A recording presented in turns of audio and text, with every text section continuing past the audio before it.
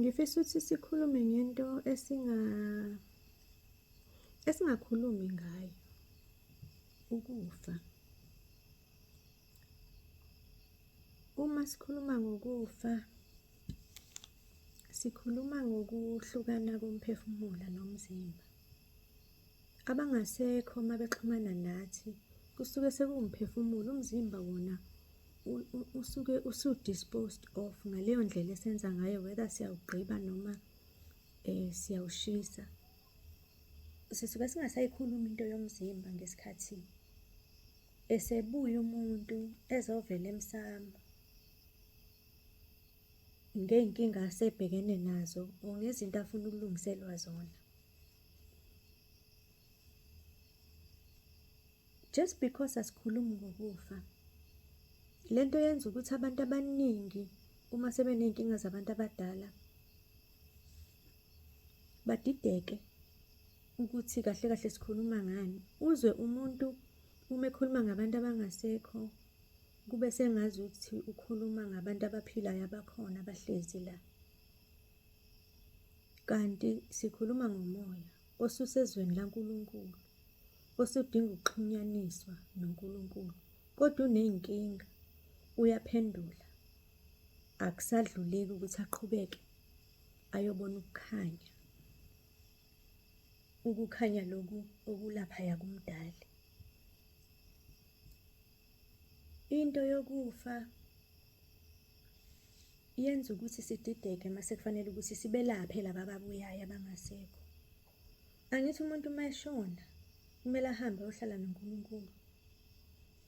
Uma eney'nkinga azenzile, uyabuya azosho ukuthi ngiyavimbeka, angikwazi ukufika to my destination because of 1, 2 and 3. Endleleni yakhe ngesikhathi ephendula amacala, uyaphendula yebo nakubantu bakubo abadala abaficayo laphaya. Uthola ukuthi akasakwazi ukuyohlala eduze kwabo manje ngoba yena unalezi nkinga nazo. But the fact still remains ukuthi bonke labantu bahlezi kwi-source, bahlezi kumdali. Yila kumele ukuthi babuyiselwe khona.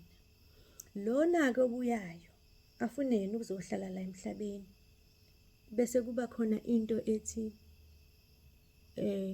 mina ngihamba nomkhulu, mina ngihamba nogogo. Impilo yakho yonke uyiphile uhamba nomuntu okumele ngabe uhlezi laphaya uphumule. Leyo nto idala ukuthi inkinga zingapheli empilweni yakho. Mhlawumbe bakhona abantu abadala abangasekho abathi mase beshonile babuye bazohamba nabantu kodwa impilo ilunge. Lowo kuhle kakhulu. Uma efike ehlala zingabibikho iy'nkinga kuhle. Angikwazi futhi ukukhuluma ngako ngoba ngikaze mina ngihlangane nomuntu othi yena uhamba nabantu abangasekho. Uyaphila yena kodwa labantu abamdalela iy'nkinga nokuthi bamdalela iy'nkinga bamlethele okuhle zonke iy'nsuku. I mean, isitori singeke size sixoxe ngaso-ke leso ngoba bengingakaze ngisibone. Esengikubonile ukuthi umuntu ongasekho uma ebuyile wangena empilweni yakho uza ney'nkinga. Usuke ecela futhi ecela inhlambuluko ngezinto azenzayo noma ngezinto angazenzanga. Asedinga wena ukuthi umenzele zona-ke lezo zinto ukuze yena akhululeke aphinde aqhubeke nohambo lwakhe. Uma ungakaze ube seduze komuntu esezoshona, ungeke u-understand kodwa useke waba kuleso simo leso, uzo-understand ukuthi kulama minute okugcina umuntu esezohamba uyashintsha ngoba usuke engasekho la, usuke esengale. Into asuke eseyifuna leyo muntu usuke esefuna ukuxola. Abanye umuntu uphila impilo yakhe exabana nabantu kodwa agule lowo muntu kuthi ma esezohamba umuzwe ethi ucela ukubizela ubani nobani nobani azoxolisa ngoba usuke esebona ukukhanya, usuke esebona uthando lomdali. Umdali lo ngale isource, the light is nothing but love. Usuke sengalena sekuwukuthi nje lana sekusela umzimba thina lo esiwubonayo. Kodwa yena usuke esephendukile, usuke eserealizile ukuthi zonke lezi zinto zasemhlabeni azisho lutho ngalena. Okuningi esikwenzayo thina la sikwenzela umzimba ngoba sinenyama, sisenyameni. Kodwa laba abangale emphefumulweni, izinto zethu thina ezizenzayo zibalulekile. Ingakho kuthiwa konke uyakushiya emhlabeni. Umuntu osezohamba, ukuthi waxabana nobani usuke sefuna ukudlula kulokho. Ukuthi u-ownisha ini usuke engasenandaba naleyo nto. Usuke yena nje esegcwele uthando likaNkulunkulu ngaphakathi, esefuna ukulidlulisela, esebona futhi namaphutha akhe. Suke singasekho nesidingo sokuthi size simkhumbuze. Izinsuku zokugcina noma ama-hour okugcina okuhamba komuntu, ngesikhathi umphefumulo uhlukana nenyama, umuntu uyakhululeka, umphefumulo uyajabula. Kunabantu abanalezi zinto okuthiwa ama-NDE, ama-near death experiences, asebeke mhlawumbe umuntu abe kwikhoma, abe sengozini, or abe ne-out of body experience. I-out of body experience iyenzeka ngezimo ey'fana nalezo. Kokunye kwenzeka nje ungazange uze ube ne-trauma etheni, mhlambe that you are aware of, kodwa bese iyakwenzakalela i-out of body experience. When you experience that thing, you experience a tremendous amount of love engingeke ngize ngikwazi ukuyichaza. Kodwa nawe usuke usubona ukuthi kanti ukufa into ekanje. Usuke futhi usuzinikele ukuthi uma kuwukuthi kuyafiwa kanti ukufa into emnandi, into ejabulisayo, into into ekhululayo. That's the correct word I'm looking for. Ukufa kanti into ekhululayo ngale ndlela. Abantu abaningi abasebeke baba nalento ekuthiwa i-Kundalini awakening bazokutshela ukuthi ngesikhathi umuntu ephakama, elevateka, ebona ngehlo lomoya, ebona impilo ngenye indlela, kunomoya ongenayo ngaphakathi, uzizwe ukuthi izinto eziningi esibhizi thina la emhlabeni silwa ngazo, sixabana ngazo, azisho lutho ngale. Once wa elevator to that extent, uzwa uthando ngendlela oluyiyona. Ukhona wake wathi abantu mabengale umuntu eshiye umzimba ogulayo, uyayabuya ezosho ukuthi ayikho into emnandi njengokushiya umzimba ogulayo. Into that needs to be celebrated by spirit when it detaches from lo mzimba okade ugula ngesikhathi usuphuma umphefumulo. And leyo nto singayifakazela because asibathandayo mabegulile kakhulu kuye kufike la simcelela khona umuntu ukuthi sengiyamfisela manje ukuthi akhululeke, aphumule. Ukuphumula lokho. Kodwa ngiye ngibone sengazi ukuthi asifundisekanga-ke kakhulu ngokufa, ngoba uma umuntu eseshonile ngesikhathi eshiya umzimba ejabule ehamba, thina siqala phansi simkhalela, siyakhuzwa ukuthi ungakhali kakhulu ngoba uzomphazamisa endleleni yakhe. So what does that mean? It means ukuthi kumele angabuyi. Okuhle mehambile, naye uzojabula, nathi sizojabula, wonke umuntu uzojabula mehambile successfully. Kodwa methe uyahamba kwangahambeka kwanezinto ezimbuyisayo, lowo muntu ubuya azoba idlozi. Kulowo angene kuyena impilo yalowo muntu ixakaniseka ngendlela ezisimangaliso. Just because kwenzeke into engizothi i-abnormal for the purpose of this subject matter yamanje. Uma ebuyile kuba yinto engeyinhle, okumele ukuthi ilungiswe khona ezohamba nalo sele asale kahle. Because asifundiswanga ukuthi ukufa kuyinto engebuhlungu kulofayo, kusala ubuhlungu nathi. Thina-ke we hang on to this person ophumulile ohambile. Uma sithi hang on, sifaka amazipho kuyena, siyamphazamisa. Abanye baye baze bathi makuhamba umuntu anojabula ni shaya izandla nicule kube mnandi. It's not easy umuhanje lo muntu kwenza zonke lezo zinto.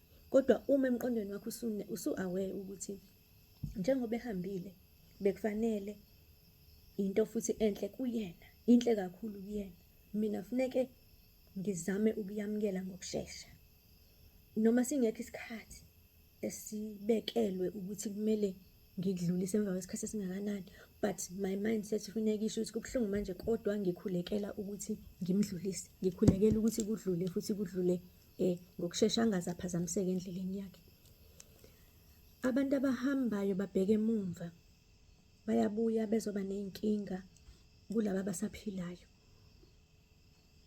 but it is inevitable because kunomuntu oyahamba ashiya ingane encane mhlambe beyincelisa. Lowo muntu lowo vele uzohamba inhliziyo yakhe isele ngasemuva ngoba ubengakakulungela ukuthi ashiye leya soul ayilethile. Nomuntu mhlawumbe uhambe ngengozi engalindele, say for instance wagwaza or wadutshulwa ngokushesha or ingozi yemoto. Lawo ma-souls anjalo, they get snatched away so quickly from the body, bese beyaduka badidizele banga-understand ukuthi kwenzakalani. Bagcine-ke manje sebe like wandering around nje la.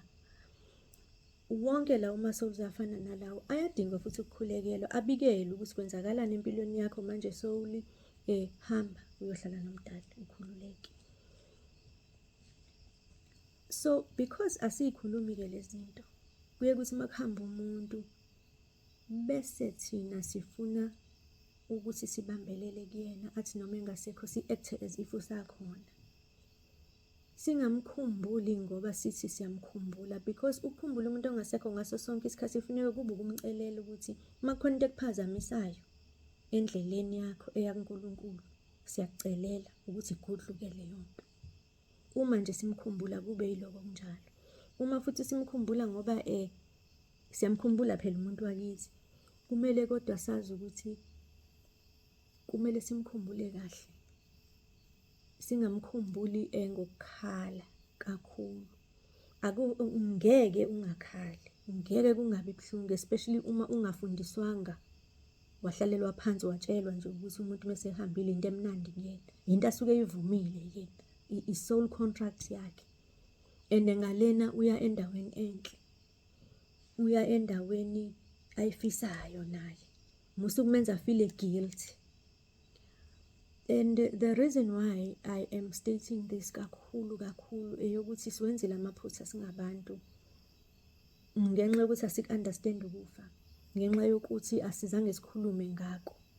Kanti kumele kube into esiyikhuluma everyday, even nje nasemakhayeni ethu umuntu akhulume ngokuthi mina mase ngishonile ngifisa ukuthi ngenziwe kanjena, ngifisa ukuthi nenze kanje nakanje. Also enye into engiyibona esishayayo kakhulu eyokuthi siyahluleka ukukhombisa uthando kubantu esibathandayo besaphila. Ziningi izathu singayibala kuze kuse ezokuthi lokho kwenziwa yini sihluleke.